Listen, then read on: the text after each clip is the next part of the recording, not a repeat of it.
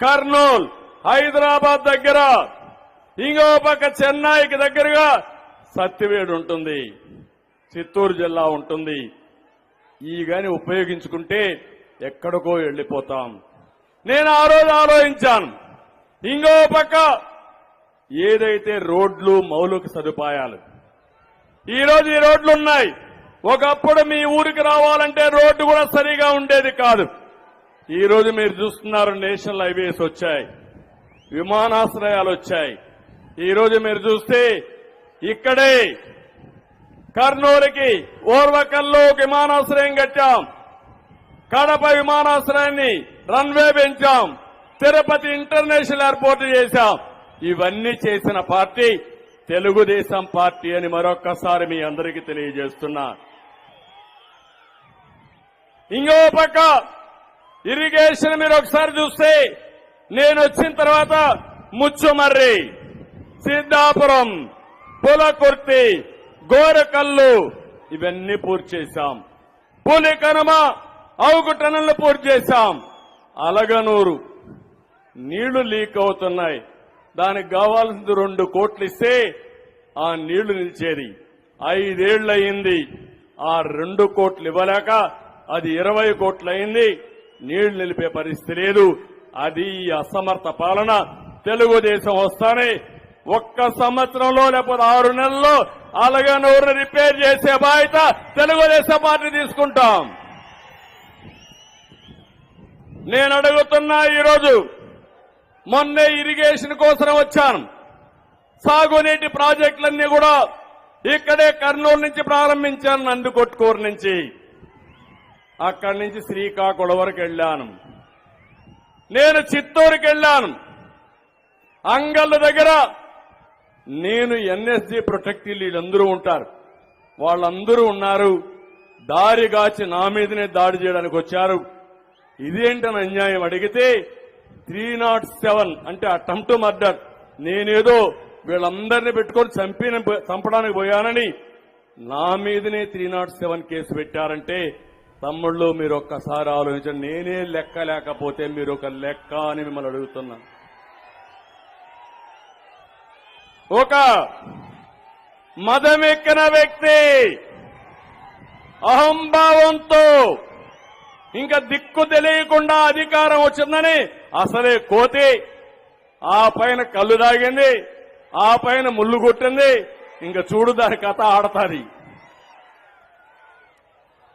అధికారం వచ్చి అందలం ఎక్కి మన మీద దాడి చేసి నా మీదనే అటెంప్ట్ మర్డర్ కేసులు పెట్టారంటే మా పోలీసులందరూ చూస్తున్నారు. మీరే చూడండి, రాబోయేది తెలుగుదేశం పార్టీని, మీకు కూడా న్యాయం చేసే తెలుగుదేశం పార్టీని వస్తా.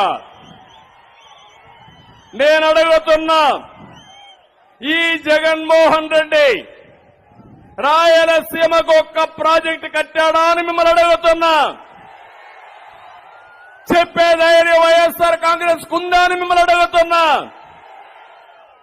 5 సంవత్సరాల ముఖ్యమంత్రిగా 12,450 కోట్ల రూపాయలు తెలుగుదేశం పార్టీ ఖర్చు పెడితే దాంట్లో కనీసం 20% ఖర్చు పెట్టిన ఈ ముఖ్యమంత్రి రాయలసీమను ఉద్ధరిస్తాడా తమ్ముళ్ళు అని మిమ్మల్ని అడుగుతున్నా.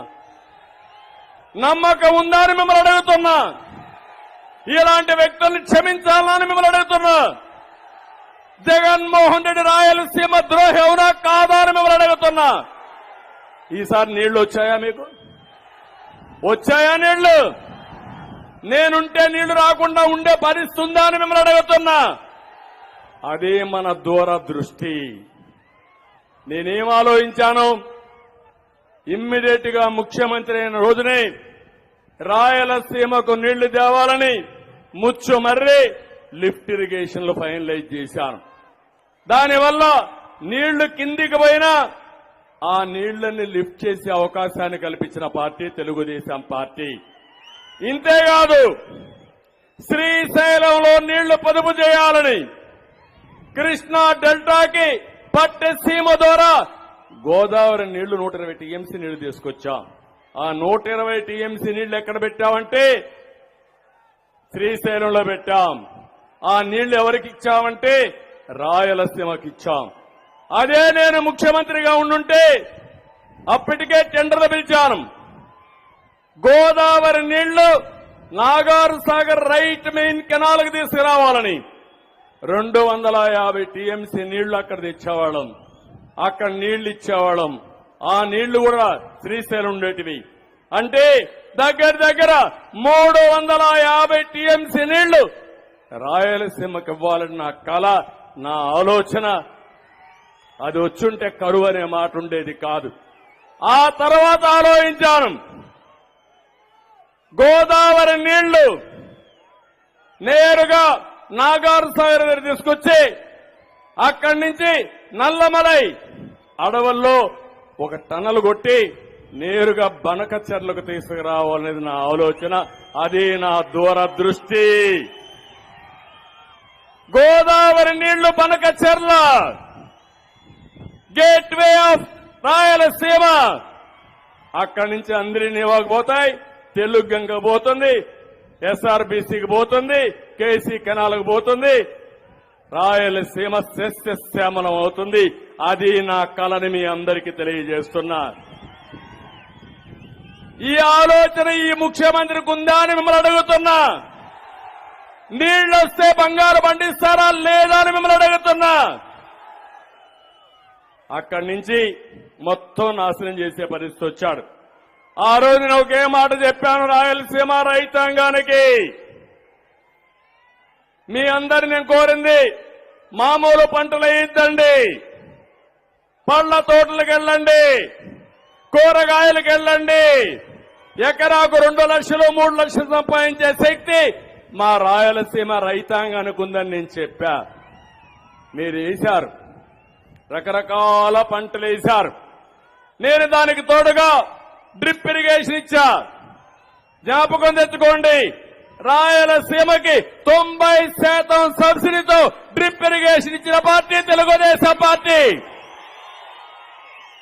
ఇచ్చాడా? ఇప్పుడు వచ్చిందా? ఈరోజు 1 ఎకరాకి ఇచ్చాడా అని అడుగుతున్నా. 10 లక్షల ఎకరాలకు ఇచ్చా నేను, అవునా కాదా? ఈ రోజు 4 లక్షల ఎకరాలు తగ్గిపోయింది హార్టికల్చరు. తమ్ముళ్ళు, నేను ఒకటే మిమ్మల్ని అందరినీ కోరుతున్నా. ఈ రోజు ముఖ్యమంత్రిని చూస్తే ఎట్లుందంటే, మీ పొలం మీదే కదా, ఆ పొలం ఇచ్చింది మీ తాత ముత్తాతలు, అవునా కాదా? దానిపైన బొమ్మ ఎవడిది బొమ్మ? ఏవాయన మీ తాత తరపున బంధువా? మీ అమ్మమ్మ తరపున బంధువా? ఆయన బొమ్మ ఏంటి? మీకు రోషం లేదా అని మిమ్మల్ని అడుగుతున్నా. భూమి నీది, బొమ్మ అయింది. బొమ్మల పిచ్చోడు. కడాన ఇంకోటి చూడండి, మీ భూమి నెమ్మల రాళ్లు వేసాడా? రాళ్లు అవి కూడా కొన్ని మార్చేశాడు. భూమి మొత్తం మారిపోతా ఉంది, ఆ రికార్డ్స్ అన్ని మారిపోతున్నాయి. దానిపైన బొమ్మ ఎవరిది తమ్ముళ్ళు? ఎవరిది బొమ్మ? ఇది న్యాయమా అని మిమ్మల్ని అడుగుతున్నా. నాకైతే ఆశ్చర్యం వేస్తుంది. ఇదెక్కడ రంగుల పిచ్చోడో నాకైతే అర్థం కాల. ఏంటి రంగుల ఆటలు? ఇంకో పక్క అన్నిటికంటే ప్రమాదం, కొత్త చట్టాన్ని ఒకదాన్ని తీసుకొచ్చాడు. ఆ చట్ట ప్రకారం ఎంఆర్ఓకి అధికారాలు లేవు, ఆర్డీఓకి అధికారం లేదు. ఆయన ఎవరినో ఒకటి పంపిస్తాడంట, వాడి దగ్గర మీ రికార్డు భూమి ఉంటుందంట. ఆయన మార్చేస్తే మీరు నేరుగా ఆయనకు సరెండర్ అయిపోవాలి, హైకోర్టు కన్నా పోవాలి. అంటే మన భూమి, మన తాత ముత్తాతలు ఇచ్చిన ఆస్తి, అడంగలు గాని 10-1 గాని పట్టాదారు పాస్బుక్లు ఇచ్చిన ఆస్తి అన్ని తీసేస్తాడంట. తీసేసి మనం అందరం ఈ జగన్మోహన్ రెడ్డికి బానిసలం. ఆయన ఎవడికి చెప్తే వాడికి ఆట ఆడడానికి. ఇది మీరు ఆమోదిస్తారా అని అడుగుతున్నా. మీ ఆస్తికి మీరు వారసులు అవునా కాదా? మీ ఆస్తి మీదవునా కాదా? అలాంటిది ఈరోజు మీ ఆస్తి కూడా రికార్డులన్నీ తారుమారు చేసేసి వీళ్ళు అమ్ముకోవాలని ప్రయత్నం చేస్తున్నారంటే వీళ్ళని ఏమనాలి నాకైతే అర్థం కాలేదు. రైతులకు అన్యాయం చేశాడు, ద్రోహం చేశాడు, మాట్లాడితే తప్పుడు కేసులు పెడతాడు. ఇదెక్కడ అన్యాయమో మీరు ఆలోచించాలి. రెండోది పెట్టుబడులు. నేను అడుగుతున్నా మా తమ్ముళ్ళని, ఏం తమ్ముళ్ళు, జనవరిలో క్యాలెండర్ అన్నాడా? జాబ్ క్యాలెండర్ అన్నాడా? ఇచ్చాడా?